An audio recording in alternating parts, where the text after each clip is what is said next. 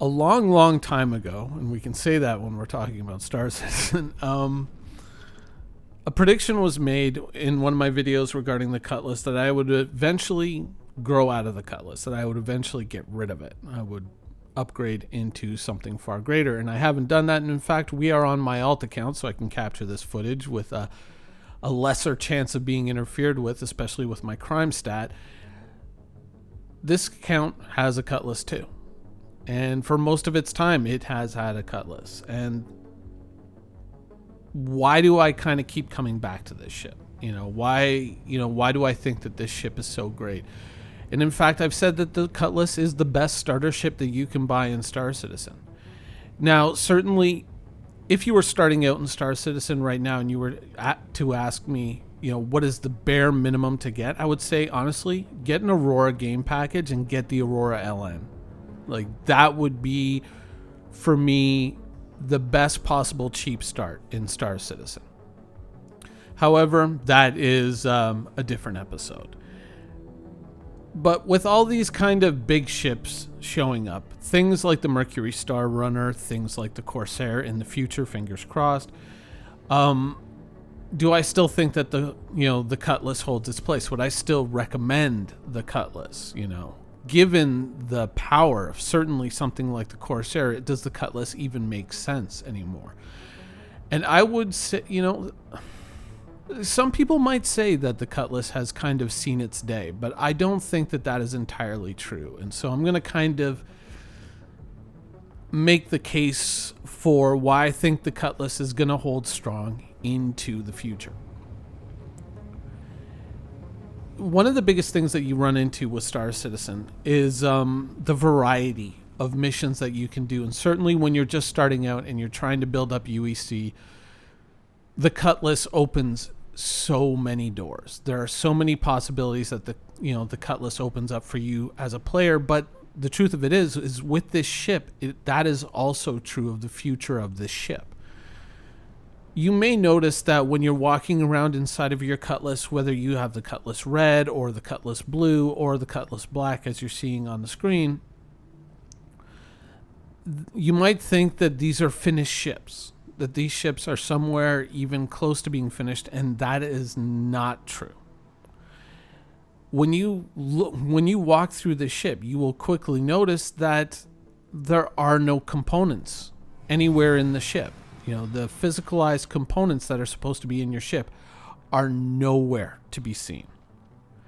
And that kind of points to me, at least, that kind of tells me that there is going to be at least a partial rework of the Cutlass and, its brethren.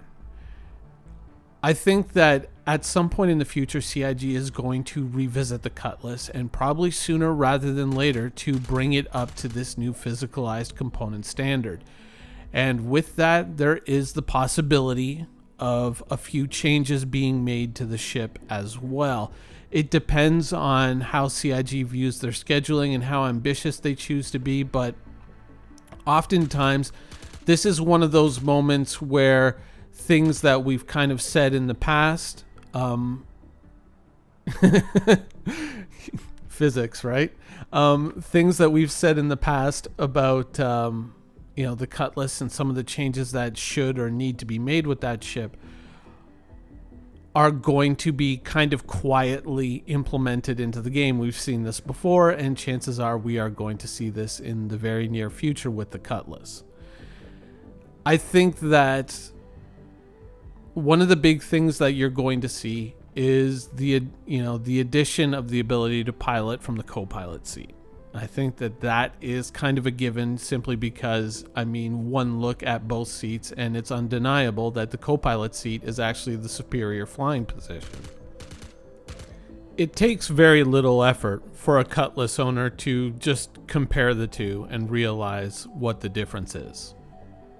So I do expect that this is going to be a change that is quietly implemented. I honestly, when I look at it, I honestly think that was originally the design intent, and then a mistake was made, and CIG's been just trying to kind of talk around the point to get away from actually admitting to the mistake and, basically incurring the work debt to have to fix it. But yeah, I believe that is definitely going to be silently implemented in the not too distant future. Now, you might say that, well, Minion, you've also, you've raved about the Freelancer, especially the Freelancer Miss. And don't you think that would be a great chip? The Freelancer Miss, you're getting closer to the $200 range. And while I do think that that's an excellent chip, I would say value for money. The Cutlass is still up there. And arguably, while you're seeing the Freelancer in its full glory, the Cutlass has not reached that point yet. And what I mean by that is that when you're flying a Cutlass right now, you're flying a ship minus about a third of its actual firepower. Like, you have to, keep reminding people, it's like you have a turret up there with 2 more size 3 guns. That means you have the potential of up to 6 size 3 guns on your Cutlass. Whether you can use an AI blade to give yourself control of that turret is kind of an unknown. But, even sticking an NPC up there, it's not, I think, too crazy to say that you're basically flying a ship with only 2/3 of its firepower functional, unless you go and put somebody in that turret right now.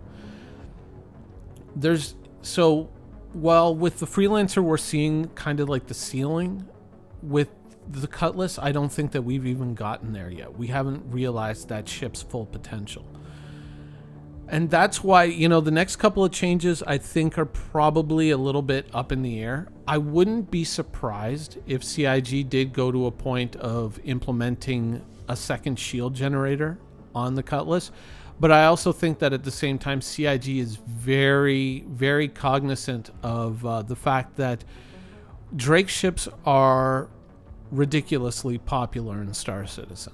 And I think that a lot of people have kind of come to realize that the utilitarian nature,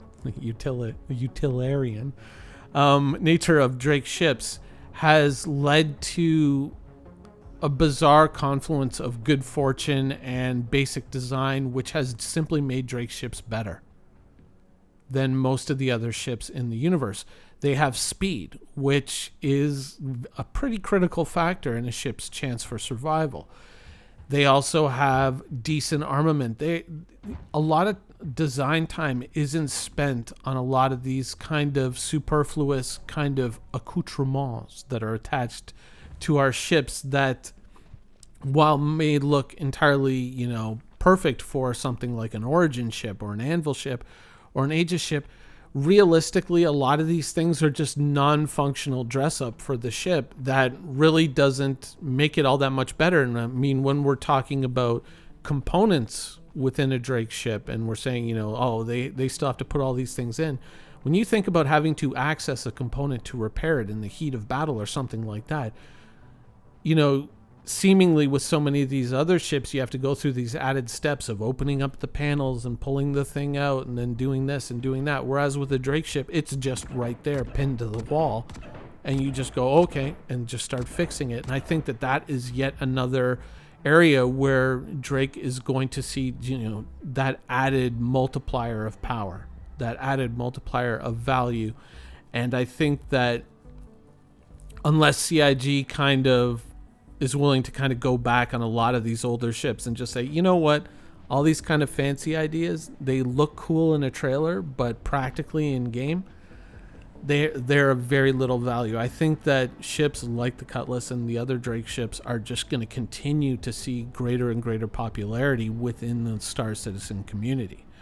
As we kind of get away from a lot of these, I don't want to call them silly ideas, but a lot of these kind of old preconceptions of what made a good starship in Star Citizen, as we're kind of shaking a lot of this kind of rust away, and we're getting away from all this detritus, I think that we're kind of really narrowing down what makes a ship good in Star Citizen, what makes a ship valuable to a player and worthwhile. And Drake is uniquely positioned within all the manufacturers in Star Citizen, where it is just that perfect marriage of utilitarian and capability. You know, it's just, it has everything that you really need and none of the stuff that really doesn't matter. Minus the toilet and the shower, which may become very important in the future, but who knows, maybe we'll get our toilet back. But, you know, we'll have to wait and see. But that is kind of why, yeah, even now, years and years later, even owning a Corsair, I still see value in the Cutlass. And, you know, that may change. You know, obviously owning a Corsair, I will probably step into it at some point in the future. Hopefully not too distant future, CIG, please. But this ship will always have a special place in my heart. Thank you for watching. So if you want to keep up with the latest and greatest in Star Citizen and Squadron 42's development, please follow us on our social media channels. See you soon.